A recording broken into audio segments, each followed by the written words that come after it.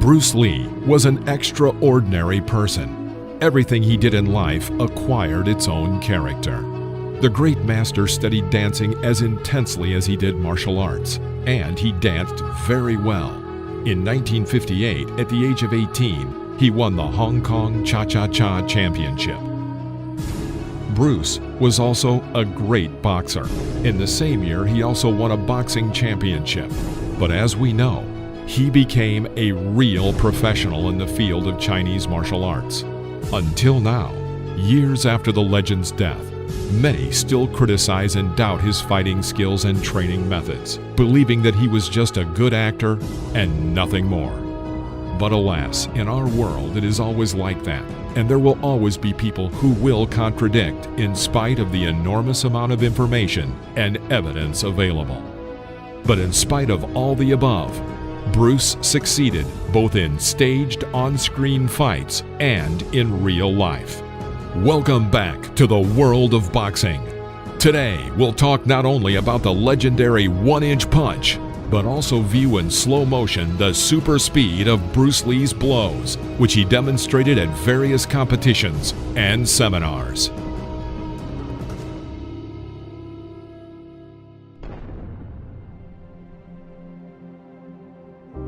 Bruce Lee could deliver a blow in 0.5 of a second from a distance of 1 meter.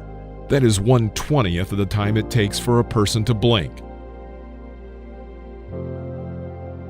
And in 0.8 of a second, he could strike from 1.5 meters. The standard camera, shooting at 24 frames per second, could not cope with the task of recording Bruce's blows. His strikes were not visible.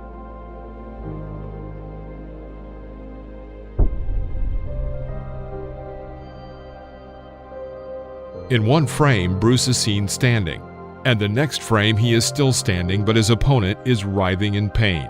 So during the first takes of the Green Hornet TV show, Bruce appears motionless as he magically scatters his rivals, which did not suit the producers. While usually the video of a fight scene is accelerated for dynamic action, the directors asked Bruce to fight slower, then filmed him at a higher speed of 32 frames per second, and then slowed the film down. Even so, the final product was very blurry. The reaction and speed of the famous martial arts master and film actor were phenomenal. For example, Lee managed to replace a 10-cent coin in a man's hand before he could squeeze his fingers. He tossed a couple of grains of rice and caught them with chopsticks in the air, and punched a hole in a full can of Coca-Cola with his finger.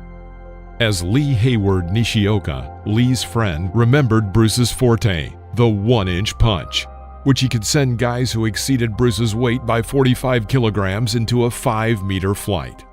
The athlete gave the blow such strength that opponents flew to the side and bounced off a wall.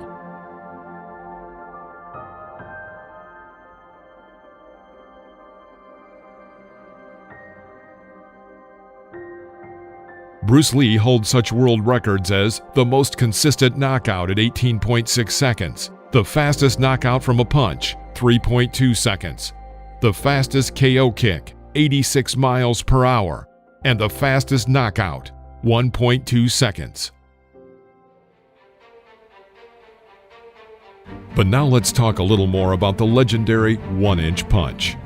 This blow was possible thanks to the skillful use of the hips and the flow of energy into the strike.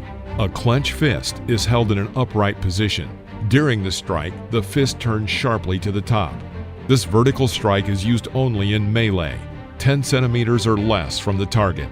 If you try to throw this blow from a long distance, it will be weak when it comes in contact with the enemy's body. There are, of course, other ways to increase the strength of the energy delivered. Lee would make uniform movements, but in reality he trained by pressing his hands to a stick in order to develop the flow of energy.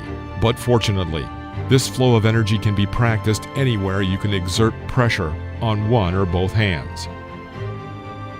Many of those who carry out a one-inch strike are able to knock over an adversary, but they do this not because of the blow, but with the help of a push. By pushing the enemy, you can of course drop them, but you cannot damage them. This should distinguish the blow from the shot.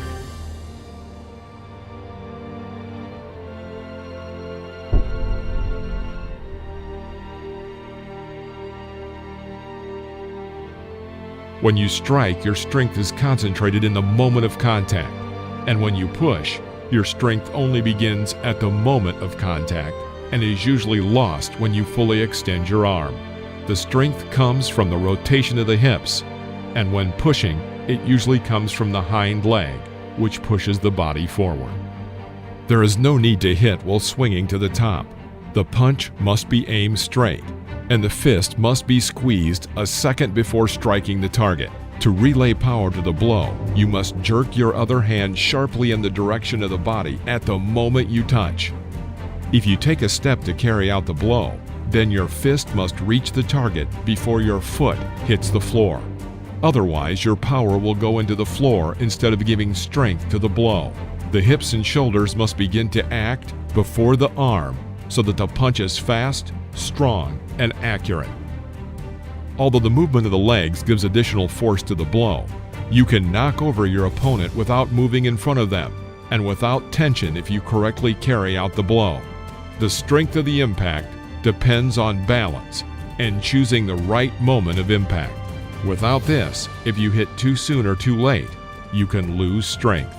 Many theorists agree that such striking power is not only the result of training, but also an innate ability.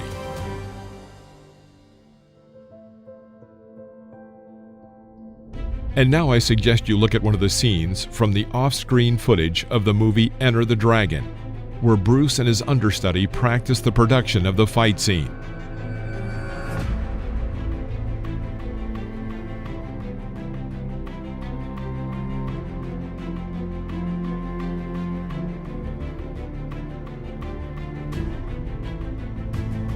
During the scene, the understudy became distracted, and it could have ended tragically. The understudy was lucky. Bruce Lee stopped his crushing blow. Let's look again in slow motion. Still too fast. Let's try again in super slow motion.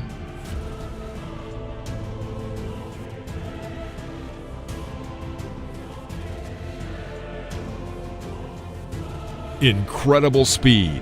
Even super slow motion is not enough.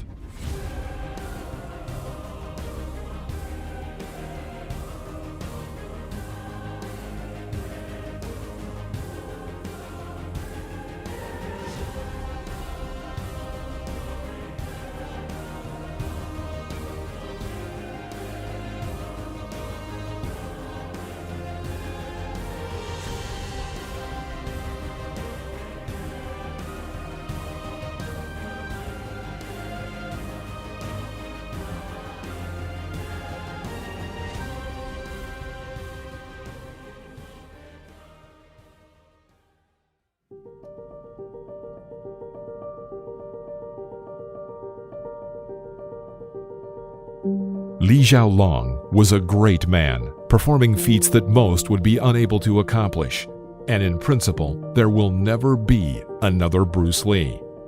Unbelievable speed, strength, and a remarkably strong blow. So much so that his strikes were too fast for the cameras to capture, and Lee was asked to do the punches a little slower.